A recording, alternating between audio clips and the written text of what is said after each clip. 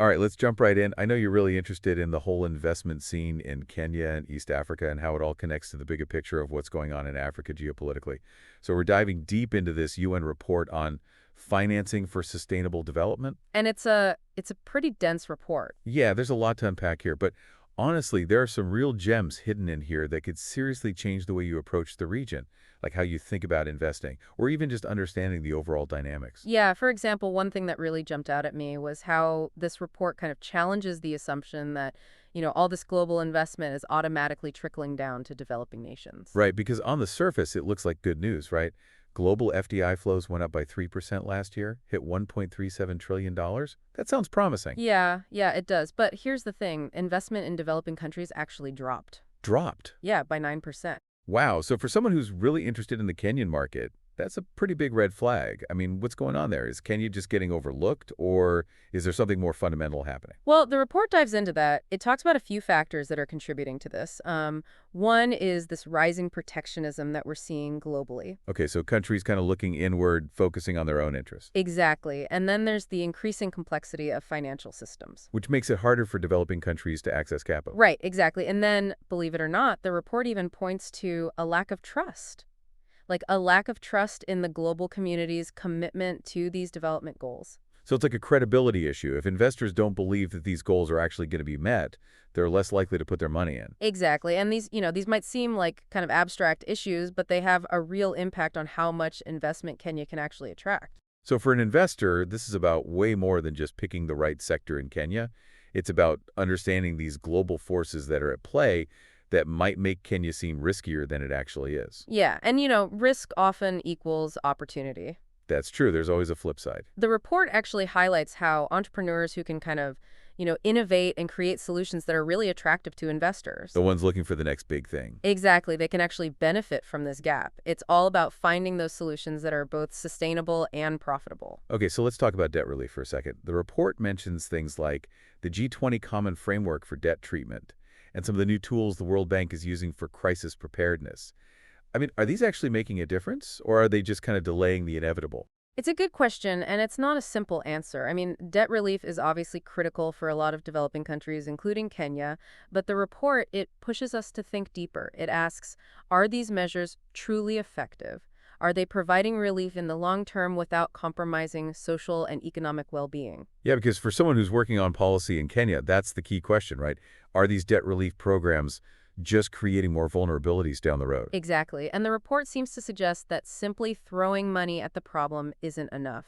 It calls for a much deeper understanding of how debt relief can be structured to really support genuine sustainable development. So it's about being strategic, not just reactive. Exactly. And that brings us to the other side of the coin, domestic resource mobilization. Right, the idea that countries can't just rely on external funding, they have to tap into their own potential. Exactly. And this is where things get interesting for entrepreneurs because a strong domestic resource base, that means a more stable and attractive environment for investment.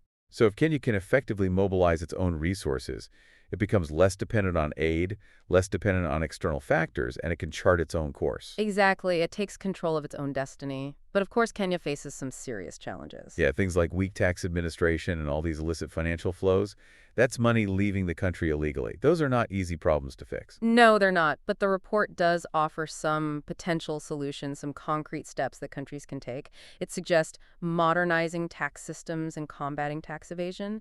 And these solutions are specifically tailored for developing nations. So there's a roadmap there. If Kenya can implement these reforms, they could unlock a significant amount of funding. And that funding could be directed towards development initiatives that are chosen by Kenyans for Kenyans. And that brings us to another big issue, conditionality. It seems like whenever there's external financing, whether it's aid or loans, there are always strings attached. Yeah, usually related to things like human rights, governance, or gender equality. On the surface, that sounds like a good thing, right? Using financial leverage to incentivize positive reforms. Yeah, you'd think so, but the report argues that it's not always that simple. So instead of being a straightforward tool for progress, it becomes this complex geopolitical issue. And for someone who's interested in the dynamics of power in Africa, this is huge. Absolutely, it raises all sorts of questions, like is conditionality truly beneficial? Or is it a subtle form of neocolonialism? Yeah, like who's really benefiting here? Right, and the report, it doesn't shy away from the tough questions. It lays out the dilemma and it encourages us to think critically about the effectiveness of conditionality, both its potential benefits and its potential pitfalls. So it's a double-edged sword Exactly, and it's something that investors and entrepreneurs need to be aware of. because it directly impacts the operating environment for businesses. You can't just look at the financial numbers. You have to understand the political and social implications of how aid is structured. Exactly, it's all connected. Now, speaking of new players in the development scene, the report highlights this interesting trend, the rise of philanthropic organizations. Yeah, foundations and individuals playing a much bigger role in financing the SDGs. Particularly in Africa, and they're not just writing checks. They're getting more involved. Yeah, much more involved. The report actually uses the example of Ghana, where philanthropic institutions have had a real influence on the direction of development strategies. They've become active partners. So not just funders, but collaborators. Exactly, and it makes me wonder, can this model be replicated in Kenya? Could this be a way to shift the power dynamics, give Kenya more agency in its own development? Yeah, that's a great question, and it's definitely an area worth exploring. If Kenya can leverage these partnerships effectively, it could open up all sorts of new possibilities. We could see exciting collaborations between philanthropic organizations, government agencies, and local communities. And for entrepreneurs who are working in sectors that align with the SDGs, this could be a game changer. Absolutely, a whole new avenue for funding and support. And speaking of funding and support, we need to talk about climate finance. There was this big pledge a while back. Developed nations promised to mobilize $100 billion per year by 2020 to support climate action in developing countries. A lot of fanfare around that. Yeah, but the report, it kind of paints a disappointing picture. The reality is that the disbursement of these funds has been slow. And often it's misaligned with the needs of the most vulnerable countries, the ones who are often hit hardest by climate change. So for a region like East Africa, which is already seeing the impacts of climate change, this funding gap is a huge problem.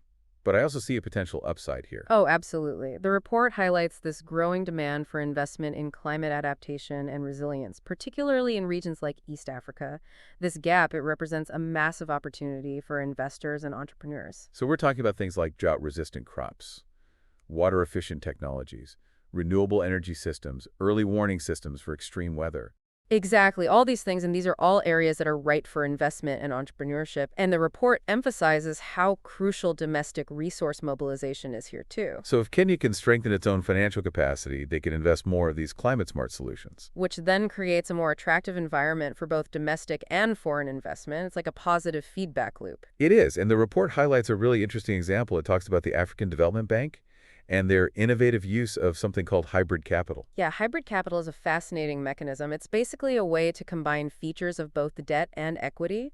So it allows institutions like the African Development Bank to raise capital on international markets and then use that capital to finance development projects in Africa. But with less risk than traditional lending. Exactly, less risk, which means they can offer more favorable financing terms to entrepreneurs and businesses in countries like Kenya. So it's potentially a game changer for those innovative and sustainable solutions we were talking about earlier. So it's a concrete example of how these innovative financial mechanisms can actually bridge the investment gap. And drive sustainable development in emerging markets. Okay, I want to circle back to aid conditionality one more time because it's a topic that keeps coming up, and I know you're particularly interested in the geopolitics of it all, how this plays out in Africa. Yeah, it's a fascinating issue, and the report really grapples with this dilemma of how to structure aid in a way that promotes positive change without stepping on toes, without infringing on national sovereignty. It's a tough balance. It is, yeah. On one hand, attaching conditions to aid can encourage governments to adopt reforms that align with these development goals. Things like improving governance, promoting human rights, or tackling corruption. Right, those are all good things. But the report also points out that this conditionality can backfire. Like, it can lead to superficial changes that don't actually address the root causes of the problems, and it can create resentment. Make countries feel like they're not in control of their own destiny. Exactly, and that undermines this whole idea of ownership, of countries taking ownership of their development agenda. So for someone like you who's analyzing the power dynamics in Africa, this is a crucial question. What are the long-term implications of this conditionality? Right, is it a tool for progress, or is it a subtle form of neocolonialism? And the report doesn't offer easy answers, which I appreciate. It challenges us to think critically about the assumptions we make about aid and development, to consider the perspectives of the recipient countries, and to ask whether conditionality is always the most effective way to achieve sustainable development. So maybe instead of dictating terms from afar, development partners need to work more collaboratively with governments and communities in developing countries, find shared goals and design solutions that are locally driven and sustainable. Absolutely. It's about building genuine partnerships based on mutual respect, and it reinforces that idea we talked about earlier about the importance of domestic resource mobilization. The more a country like Kenya can strengthen its own financial capacity, the less reliant it becomes on external aid, the more leverage it has to negotiate terms that really align with its own development priorities. It's about empowering countries to take control of their own destinies, to be active agents of change, not just passive recipients of aid. Exactly. And on that note of empowerment, I think it's a good time to move on to the next part of our deep dive, where we'll explore some of the report's recommendations for how to create a more just and equitable development landscape. All right, let's do it. So we were just talking about empowering countries to take control. And it made me think about that whole idea of youth engagement that we were discussing before. Right, how crucial it is for sustainable development. Yeah, exactly. And I'm wondering, what would it actually look like for Kenya to become a real leader in youth-led development? That's a really interesting question. I mean, just imagine a Kenya where the policies and programs actually encourage young people to be entrepreneurs, innovators, to be those change makers. And the report, it highlights a bunch of countries that are already doing this, from supporting like youth-led climate action initiatives to creating these tech hubs specifically to empower young entrepreneurs. So there are definitely models out there that Kenya could adapt and make their own. Yeah, so for someone who's working on policy in Kenya, this report is a little bit of a call to action, I think, but saying, hey, let's stop just talking about youth engagement and actually create systems that allow young people to thrive. Exactly. Yeah. It's about like a fundamental shift in mindset, recognizing that young people aren't just the future, they're the present. They're already making a difference, and we need to create the spaces and opportunities for them to really flourish. And we can't forget about the bigger picture here, the geopolitical context. Africa's role on the global stage is changing and evolving. Right, it's becoming more and more important. Exactly. And empowering its young population, that's not just a development imperative, it's a strategic one. Yeah, that's a really important point. If Africa wants to claim its rightful place in the 21st century, it needs a thriving, innovative, engaged youth population to drive that progress. And it makes me think about something else we talked about earlier, about the increasing influence of philanthropic organizations. For someone who's really into the geopolitics of Africa, this shift in the development landscape is fascinating. It really is. It's not just Western governments and these traditional institutions calling all the shots anymore. Right, there are new players at the table. Exactly. And these philanthropic organizations, they come with vast resources and they often have a much more agile approach, which can be really appealing. This could actually create a lot more diverse avenues for funding and partnership, allowing countries like Kenya to engage with a wider range of actors and potentially negotiate more favorable terms. It also opens up the possibility of more innovative and locally driven solutions. So it's not just about how much money's coming in, it's about where it's coming from and how it's being used. Exactly. But of course, this new landscape comes with its own set of challenges. Of course, there are always trade-offs. Yeah, Kenya would need a different set of skills and strategies to navigate the complexities of these new partnerships. They need to make sure those philanthropic funds are actually aligning with their own national development priorities. So it's not just about accepting money with open arms. It's about being strategic, building those relationships, making sure that philanthropic investments are actually contributing to those long-term sustainable development goals. Exactly. Kenya needs to be at the table shaping the agenda.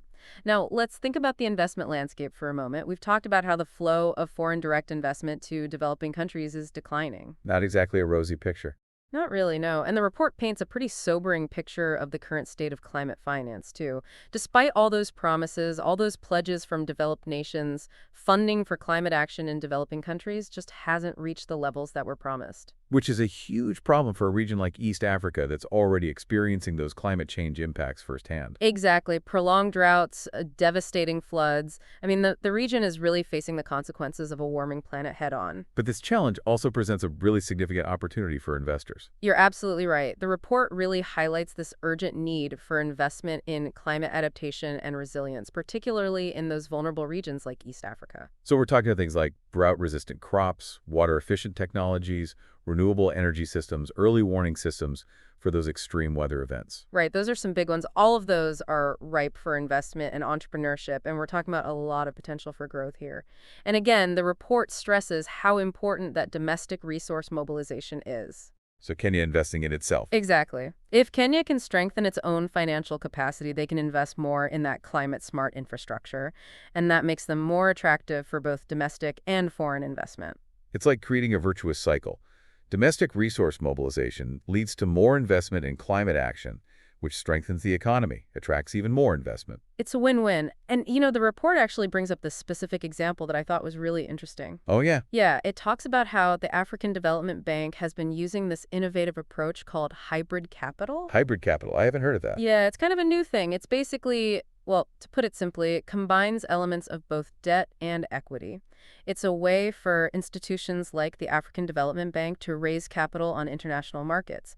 And then they can use that capital to finance development projects in Africa. But with less risk. Yeah, exactly, with less risk than traditional lending, so it allows the African Development Bank to lend more money without increasing their own risk profile. Got it. So how does that actually help someone on the ground in Kenya, like an entrepreneur? Well, it means they can offer more favorable financing terms. So for entrepreneurs and businesses in Kenya, that can make all the difference. It's potentially a game changer for those innovative and sustainable solutions we were talking about. Gives them a much better chance to actually get up and running. That's huge. It's like a real-world example of how these new financial mechanisms can actually bridge that investment gap and really help drive sustainable development in emerging markets. It's not just theoretical. Exactly, and it shows how we need to be creative and flexible in the way we approach development finance. We need to think outside the box. Okay, let's shift gears a bit and come back to this whole idea of aid conditionality. It seems like we can't get away from it. It's a big one, for sure, and I know it's something you're particularly interested in, the geopolitics of it all. Yeah, how it plays out in Africa specifically. Well, the report really dives into this dilemma, right? How do you structure aid in a way that actually leads to positive change, but doesn't overstep boundaries, doesn't infringe on a country's right to make its own decisions? Right. It's like walking a tightrope. Exactly, and the report acknowledges that complexity. It doesn't pretend to have all the answers.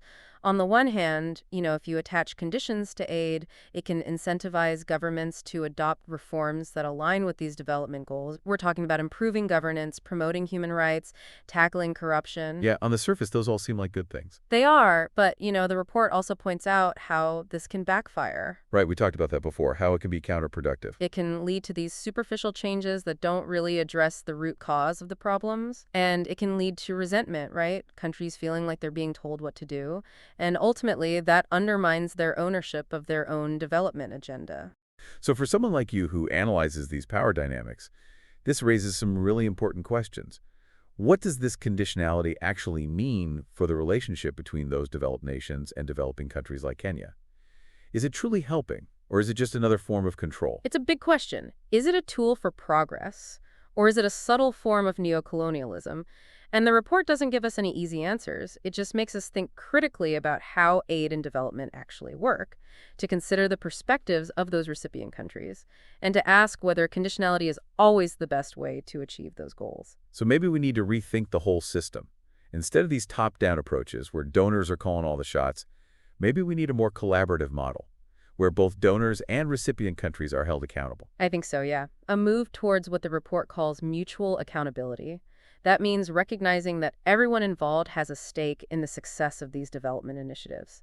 And the report also emphasizes the need for more transparency, more effective aid delivery.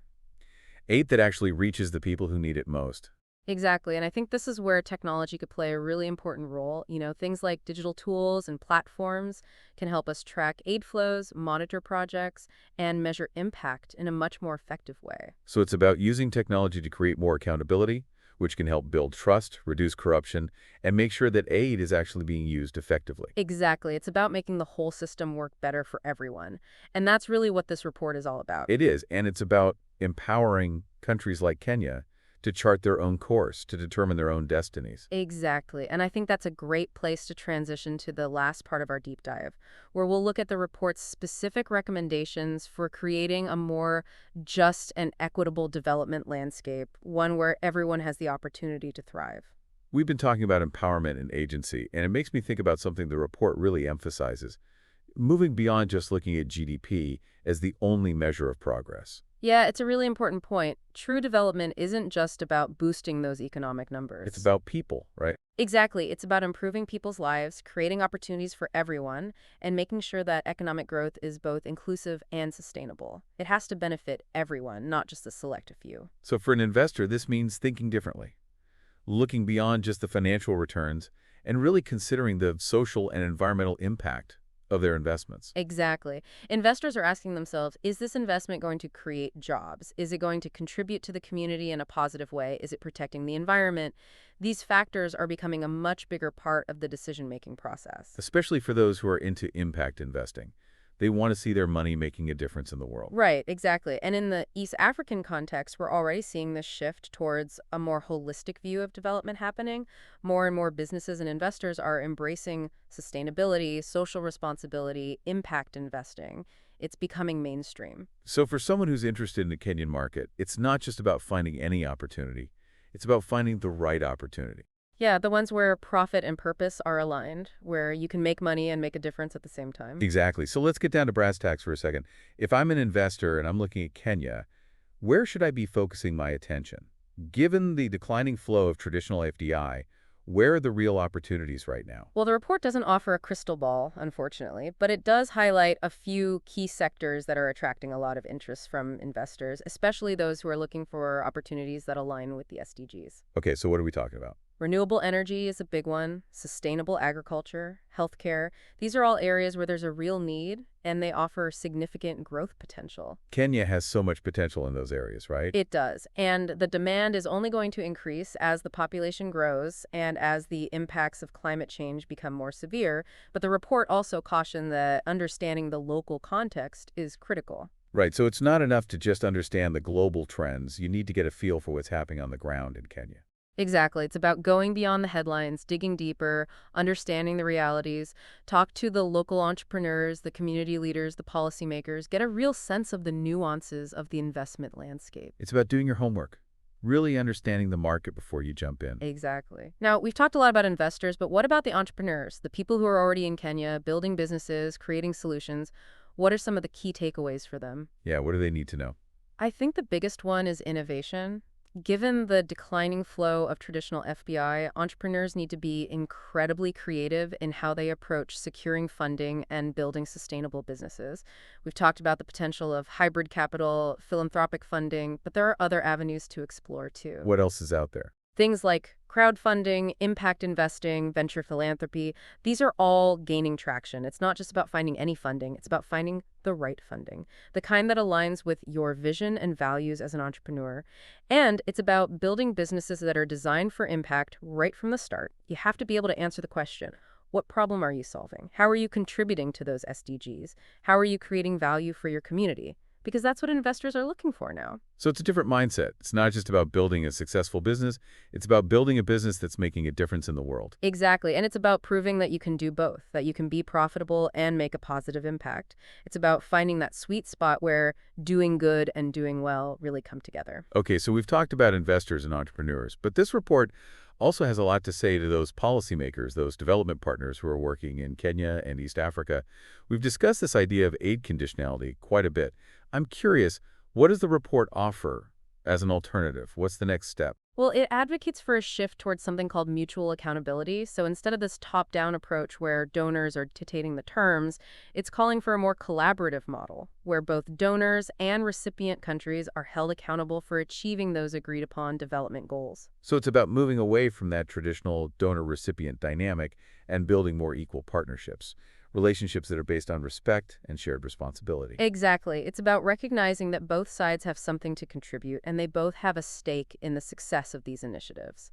And the report also highlights the need for greater transparency, greater effectiveness in how aid is delivered, making sure it's actually reaching the people who need it most and being used efficiently to make a real difference. And that makes me think about the potential role of technology here. Could things like digital tools and platforms help us track aid flows, monitor projects, measure impact in a more transparent way? I think so, absolutely. That kind of transparency can go a long way in building trust, reducing corruption, making sure that aid is actually being used effectively to achieve those development goals. So it's about using technology to make the whole system more accountable and more effective. Exactly, and that's really what this whole report is about. It's about finding new and innovative ways to approach development, ways that are more equitable, more sustainable, and ultimately more effective in creating a better future for everyone. I think that's a great note to end on. We've covered a lot of ground today, from the shifting investment landscape to the complexities of those aid dynamics, the exciting opportunities in climate finance, and of course the power of youth engagement. This report really paints a picture of a world in transition, a world where old models of development are being challenged and new approaches are emerging. And as we've discussed, these global trends are playing out in a very real way in Kenya and East Africa. This region is a microcosm of the challenges and opportunities that we're seeing on a global scale. And it's a region that's full of potential, full of innovative entrepreneurs, passionate activists, and forward-thinking policymakers who are working to create a more sustainable and equitable future. So, as you continue to explore this region, whether you're an investor, an entrepreneur, a policy implementer, or just someone who's passionate about making a difference in the world, keep these insights in mind. Look for those opportunities where profit and purpose align, where innovation meets impact. Support those young people who are shaping their own destinies and driving progress. And above all, remember to challenge assumptions, ask tough questions, and seek out diverse perspectives. The path to sustainable development is rarely straightforward, but it's a journey that's worth taking. So thank you for joining us on this deep dive. We hope you found it informative and inspiring, and we hope that you'll continue to engage with these issues, to learn, to grow, and to contribute to creating a better world for all of us.